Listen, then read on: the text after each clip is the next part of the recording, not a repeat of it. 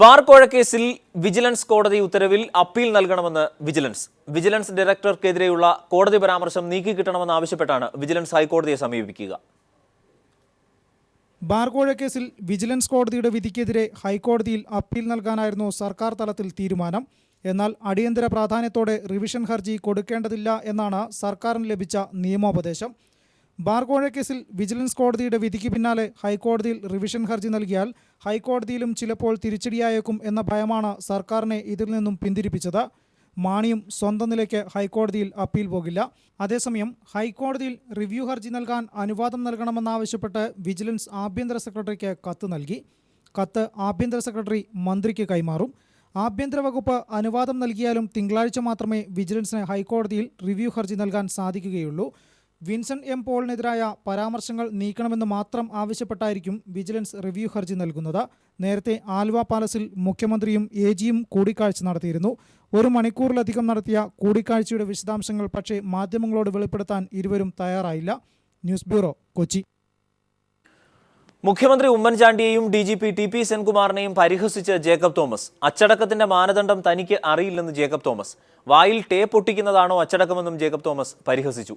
ബാർക്കോഴ വിഷയത്തിൽ സത്യമേവ ജയതേ എന്നാണ് പറയാനുള്ളതെന്നും സത്യം തെളിഞ്ഞില്ലേ എന്നും ജേക്കബ് തോമസ് ചോദിച്ചു.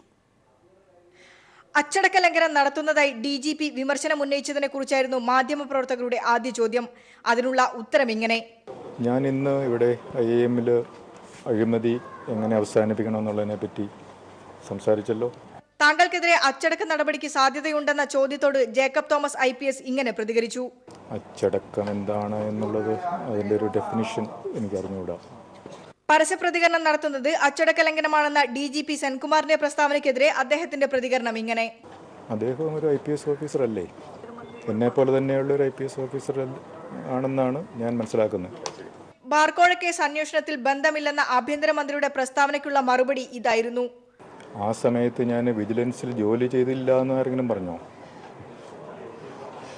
അങ്ങനെ പറഞ്ഞു കഴിഞ്ഞാൽ ഞാൻ മറുപടി പറയാം. ഞാൻ ആ സമയത്ത് വിജിലൻസിൽ ജോലി ചെയ്തിട്ടേ ഇല്ല. അങ്ങനെ ആർക്കെങ്കിലും ആക്ഷേപമുണ്ടോ? മാധ്യമങ്ങളിൽ പരസ്യപ്രസ്താവന നടത്തുന്നതിനെതിരെ ആക്ഷേപം ഉന്നയിക്കുന്നവർക്ക് കയ്യിൽ കരുതി വെച്ച സെല്ലോ ടേപ്പ് ഉയർത്തിയാണ് അദ്ദേഹം മറുപടി പറഞ്ഞത്.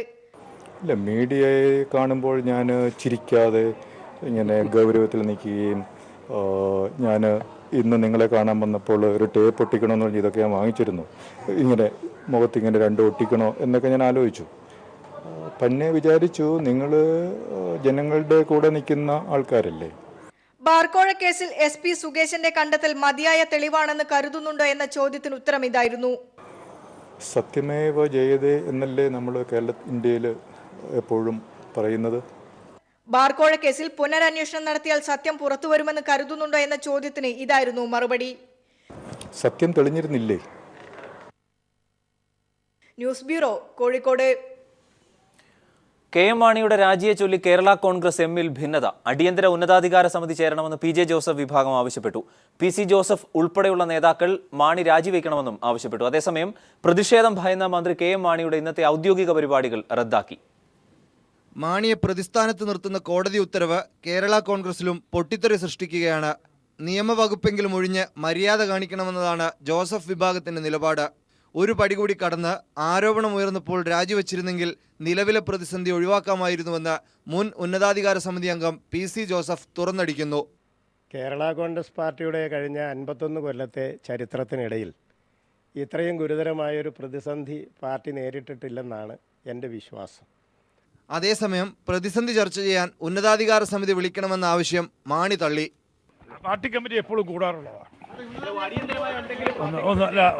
ഒരു കാര്യമില്ല. പാർട്ടി കമ്മിറ്റി ഉടൻ ചേരേണ്ട കാര്യമില്ല. അങ്ങനെയല്ലല്ലോ. പാർട്ടി കമ്മിറ്റി ഇതിനു വേണ്ടിയിട്ടല്ല. പാർട്ടി കമ്മിറ്റി റെഗുലറായിട്ട് ഞങ്ങൾ ചെയ്യുന്നു. പാർട്ടി കമ്മിറ്റി ചേരുമ്പോൾ ആനുകാലിക സംഭവ വികാസങ്ങളൊക്കെ ചർച്ച ചെയ്യും. തദ്ദേശ തെരഞ്ഞെടുപ്പിന് ശേഷം ഉന്നതാധികാര സമിതി ചേരുമെന്ന് PJ Joseph.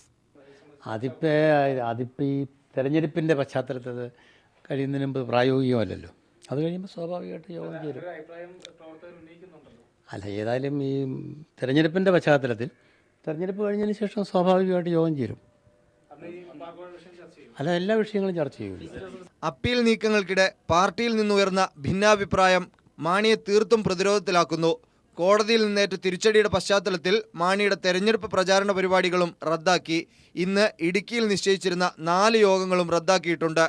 News bureau, Idukki, Kottayam, Thiruvananthapuram.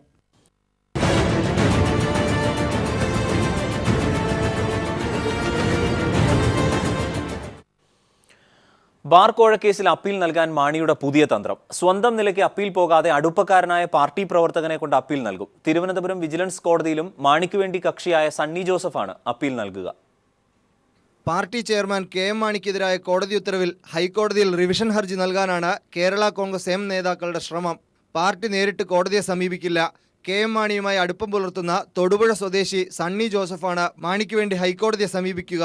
Thiruvananthapuram vigilance കോടതിയിലും Sunny Joseph മാണിക്ക് വേണ്ടി കക്ഷി ചേർന്നിരുന്നു. വിജിലൻസ് കോടതിയിലെ കക്ഷിയായതിനാൽ റിവിഷൻ ഹർജിയുമായി ഹൈക്കോടതിയെ സമീപിക്കാൻ സണ്ണി ജോസഫിന് കഴിയുമെന്നാണ് കേരള കോൺഗ്രസിന് കിട്ടിയ നിയമോപദേശം. നേരിട്ട് കോടതിയെ സമീപിച്ചാൽ തിരിച്ചടിയുണ്ടാകുമെന്ന് KM മാണി ഭയക്കുന്നു.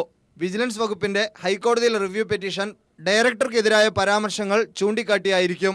ഈ സാഹചര്യത്തിലാണ് പ്രതിസ്ഥാനത്ത് നിർത്തുന്ന ഉത്തരവിനെതിരെ ഹൈക്കോടതിയെ സമീപിക്കാൻ KM മാണി വളഞ്ഞ വഴി സ്വീകരിക്കുന്നത്.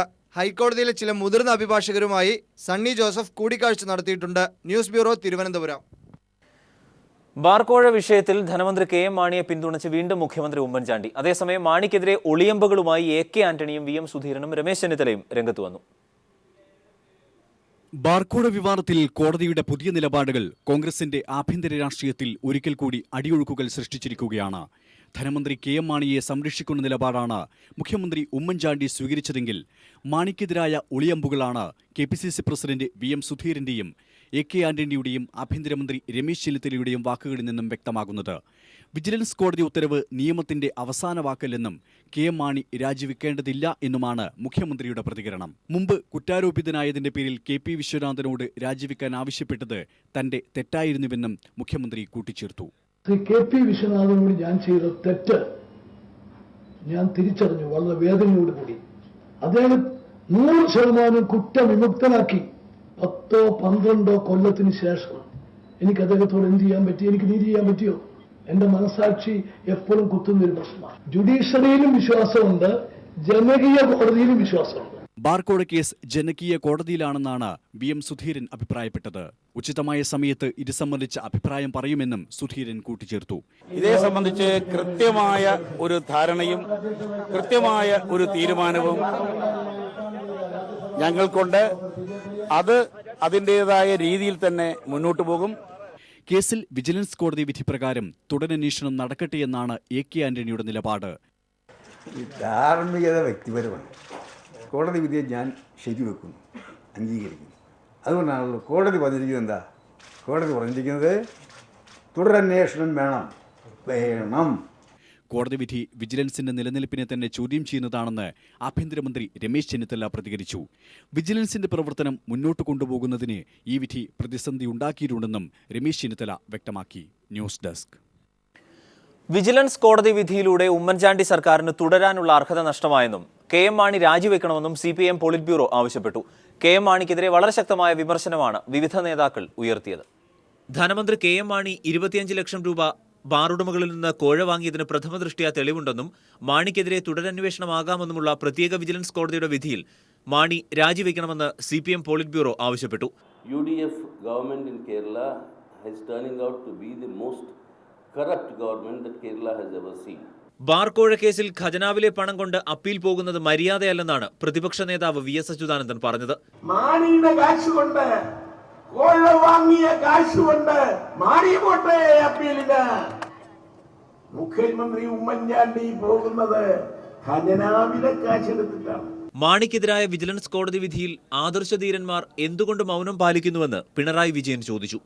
മാണിക്ക് അനുകൂലമായ റിപ്പോർട്ട് തരാവൂ എന്ന് സർക്കാരിന് ശാഠ്യമുണ്ടായിട്ടും വന്ന തെളിവുകളെ അടിസ്ഥാനപ്പെടുത്തി നൽകിയ റിപ്പോർട്ടാണല്ലോ.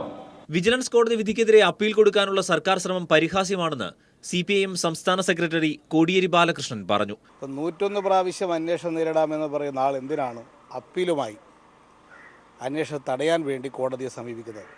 ധനകാര്യമന്ത്രി അധികാരത്തിൽ ഇരുന്നുകൊണ്ട് നടത്തുന്ന ഏതൊരു അന്വേഷണവും പരിഹാസ്യമായിരിക്കും. രാജി സമർപ്പിക്കാൻ മാണി തയ്യാറാകുന്നില്ലെങ്കിൽ മുഖ്യമന്ത്രി ഇടപെട്ട് അദ്ദേഹത്തെ മന്ത്രിസഭയിൽ നിന്ന് പുറത്താക്കണം. വിവിധ ബ്യൂറോകൾക്കൊപ്പം ന്യൂസ് ഡെസ്ക്. 7 ജില്ലകളിൽ തദ്ദേശ തെരഞ്ഞെടുപ്പ് പ്രചാരണത്തിന് നാളെ കൊട്ടിക്കലാശം. ഞായറാഴ്ചത്തെ നിശബ്ദ പ്രചരണവും കഴിഞ്ഞാൽ തിങ്കളാഴ്ച വിധിയെഴുത്താണ്. എല്ലായിടങ്ങളിലും തിരക്കിട്ട അവസാനഘട്ട പ്രചരണത്തിലാണ് സ്ഥാനാർത്ഥികൾ. തദ്ദേശ തെരഞ്ഞെടുപ്പിൽ തിങ്കളാഴ്ച വോട്ടെടുപ്പ് നടക്കുന്ന തിരുവനന്തപുരം, കൊല്ലം, ഇടുക്കി, കോഴിക്കോട്, വയനാട്, കണ്ണൂർ, കാസർഗോഡ് ജില്ലകളിലെ തെരഞ്ഞെടുപ്പ് പ്രചരണത്തിന് നാളെ കൊട്ടിക്കലാശം. കഴിഞ്ഞ 3-ന് തെരഞ്ഞെടുപ്പ് പ്രഖ്യാപിച്ചതിനു ശേഷം കഷ്ടിച്ച 1 മാസം മാത്രമാണ് സ്ഥാനാർത്ഥികൾക്ക് പ്രചരണ പ്രവർത്തനങ്ങൾക്കായി സമയം ലഭിച്ചത്. അതിനാൽ വളരെ ഊർജിതമായിരുന്നു എല്ലായിടങ്ങളിലെയും തെരഞ്ഞെടുപ്പ് പ്രചരണം.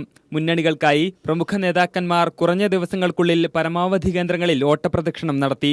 വാർഡിലെ മുക്കിലും മൂലയിലുമെത്തി വോട്ടഭ്യർത്ഥിക്കാൻ സ്ഥാനാർത്ഥികളും സജീവമായി. ഇങ്ങനെ തിരക്കിട്ടു നടന്ന ശബ്ദപ്രചരണത്തിനാണ് നാളത്തെ ആവേശമേറിയ കലാശക്കൊട്ടോടെ സമാപനമാവുന്നത്. തുടർന്ന് ഞായറാഴ്ച നിശബ്ദ പ്രചരണം. തിങ്കളാഴ്ച 7 ജില്ലകളിൽ വിധിയെഴുത്ത്. 1,11,11,006 വോട്ടർമാരാണ് 7 ജില്ലകളിലായി മത്സരിക്കുന്ന 31,161 സ്ഥാനാർത്ഥികളുടെ വിധി നിർണ്ണയിക്കുക. ചൂടേറിയ പ്രചരണത്തിനൊടുവിൽ എല്ലായിടങ്ങളിലും കൊട്ടിക്കലാശം കൊഴുപ്പിക്കാനുള്ള ഒരുക്കത്തിലാണ് ഇരു മുന്നണികളും BJPയും. News bureau, Thiruvananthapuram.